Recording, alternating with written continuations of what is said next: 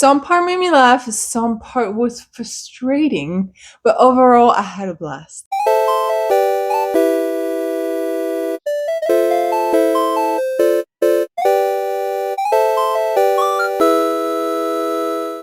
All right, let's start to talk about my experience with Resident Evil 9. Just disclosure, what you're gonna get is little raw unfiltered opinion, I guess. Because I didn't do any research, so you're gonna just have my knowledge of Resident Evil through the time and how I play Resident Evil 9, my experience. First, the main character, Grace Ashcroft. I love her, she seemed really interesting. It's just like Capcom, I feel like they didn't use her full potential. Like, I love her personality. I love how she's emotional. I love how she shows that much emotion. I love it about that. But I feel like design wise, they didn't take any risk. Like, she's just like your plain white shirt gal with a black jean. I'm like, come on, you could have done better than that, right?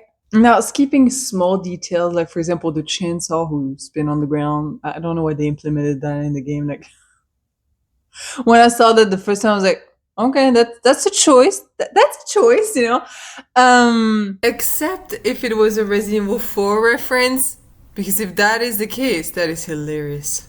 Or even the healing mechanic. I'm so proud of you, Capcom. After many years of us chewing plants and spraying our body with rubbing alcohol, we finally got a healing system that's actually accurate. Nice, Capcom. We're proud of you. I'm so proud of you, Capcom. Let's go. Oh, and the wedding ring of Leon. Isn't anybody's gonna talk about that?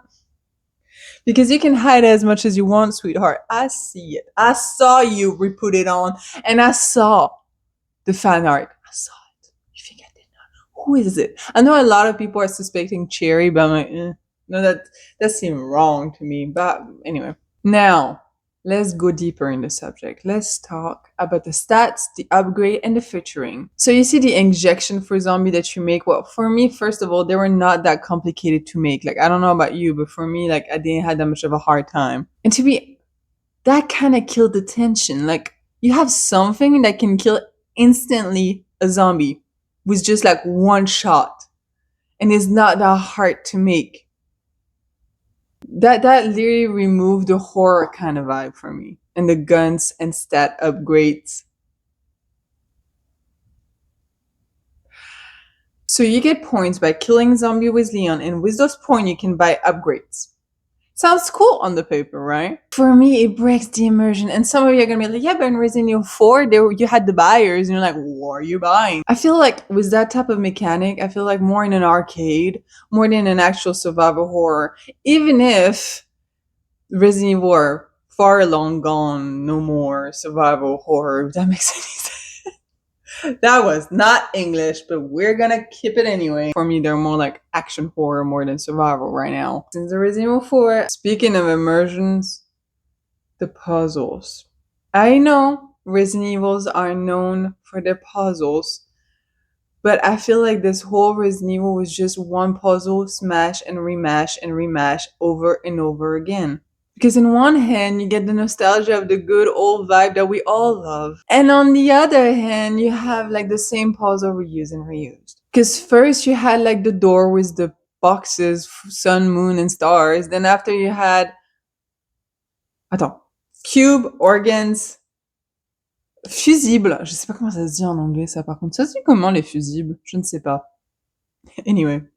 Oh well. Because first you had the main door with the cubes, and that was fun. I was actually liking doing that one. And after it comes the organ one that Warner talked about it later. Then after you still had the bracelet with the pass that was retake from Resident Evil 2. Going on the Leon part, you had the giant door that you had to make explode, but to make it explode, you need to find parts for it. And for those parts, you need to find other parts to open another door.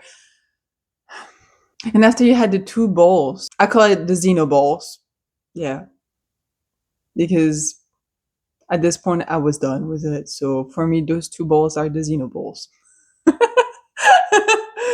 It's the same formula all over again. It's like you need 2 or 3 of those items to open the door. You need 2 or 3 of those items to open the door. You know what I mean? It's always the same thing. It's just the item and the door that changed, but it's the same principle. I think that the puzzle who was like the most frustrating for me it was the organs puzzles. Because at first I saw the dead body, I pick up the organ, I was like, oh, it's gonna go inside, that's great. But the thing is that I didn't saw yet the bracelet that was on the wrist of the dead body. But guess what? You need to put the organs back in the body to bring it back to life, to kill the body, to get the bracelet out of his hand.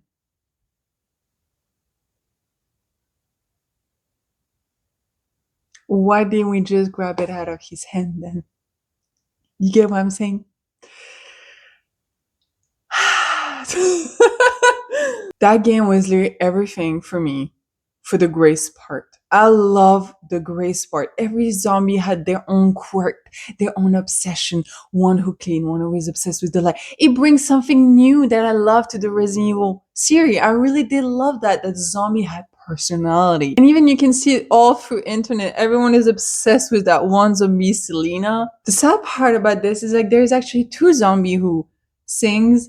One is called Selena, the one that everyone is obsessed about, and the other one is called Eileen. And that zombie doesn't do that much thing interesting in Resident Evil 9. So yeah, I was literally really happy about this part. The puzzle were good. And then we have the Leon part in Raccoon City. And keep in mind, the Leon parts, when it was Grace, I didn't mind them. For me, I was like, okay, yeah, he's here for the final bosses. It's fine, you know. He doesn't have ammos. Grace is like the quiet kind of still part. I'm fine with that. But then I feel like they didn't have that much thing to work with, and they implemented the Leon part in Raccoon City. That was such a nostalgia trip because you walk through the past of Resident Evil 2, and you know how much I'm a lover for Resident Evil 2. So yeah, seeing those locations were amazing. But this part was long and frustrating. I think I stayed like 3 or 4 hours in this area. And the zombie they were kind of annoying. And what the heck were there zombie here? Like, I agree, there's different type of zombie through all the decades, but we learned something new about Umbrella Zombie right there, that they can survive like 2 decades without eating anything. That's pretty scary if you ask me. And they can even survive a nuclear bomb, which is pretty amazing. Yeah, the environment felt empty. The puzzle were remashed again. It was annoying. And don't let me start with the Chernobyl kind of spiders. Like, that was because I call it Chernobyl spider because I don't think it's like the spider like in Resident Evil 0. I feel like that spider was mutated because of the nuclear bomb. Now, and I know a lot of you are gonna disagree with me with that part, but the Victor and Leon bike fight, that was something that I didn't like. I admit it was just random. Like, you're gonna tell me that Victor was just waiting right there, like, yes, that's my plan. Leon is gonna explode the door, and after I'm gonna wait with dozen of dogs and a bicycle, and I'm gonna have a fight right here, right there. Bro, don't you have anything else to do? And don't even let me get started with the Conjuring style of dolls, because back at the orphanage, it was actually more funny than scary for me, because you knew that you were safe. If you can fake it as much as you want, I know that you're never gonna come and get me, because there is only one place to hide, you know. They tried to do like back with Sherry in Resident Evil 2. But at least in Resident Evil 2, you had multiple places to hide, and if you picked the wrong one, well, you were doomed. In that one, it was totally different. You only had one place, so of course they were never gonna get you. And Mr. X,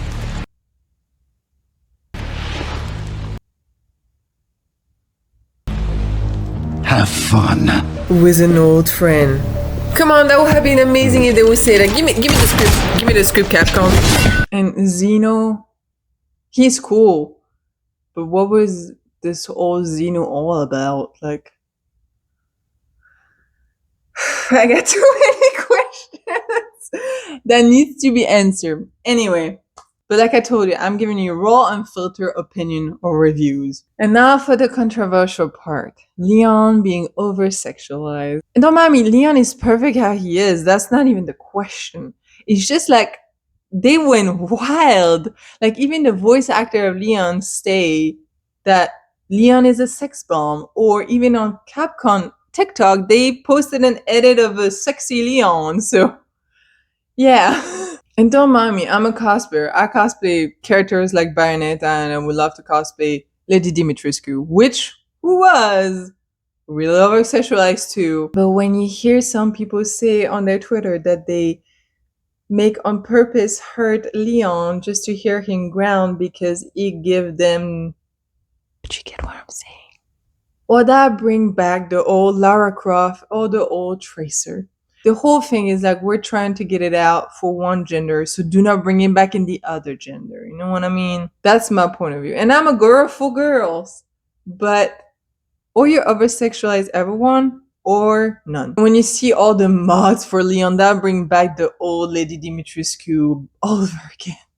Where's my Leon from Resident Evil 2? Oh, my baby!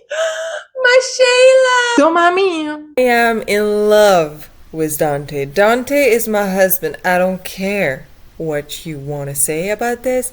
This is how I see it. I'm a fan of the DMC games. They are my favorite games ever. If I will pick any game for the rest of my life, it will be the DMCs. This is how it is. So yeah, I cannot judge. Because oh boy, I dream still about that scene of Dante whipping out Alistair of his body. Until this day, I still dream about it. Say hi to the camera when you speak.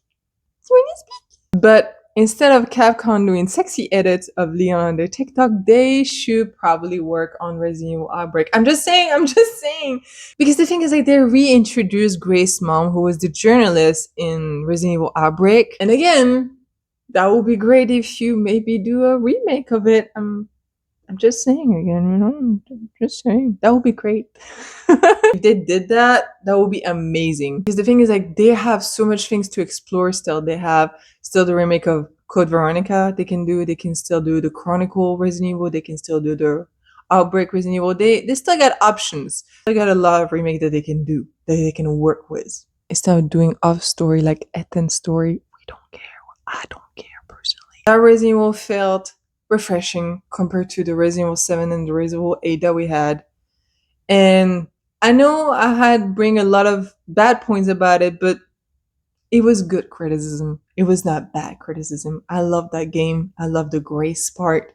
Even if it left me with a lot of questions, like lore wise, I admit, like what was Grace about? Was it not her blood the interesting thing and not the past? Anyway, moving on.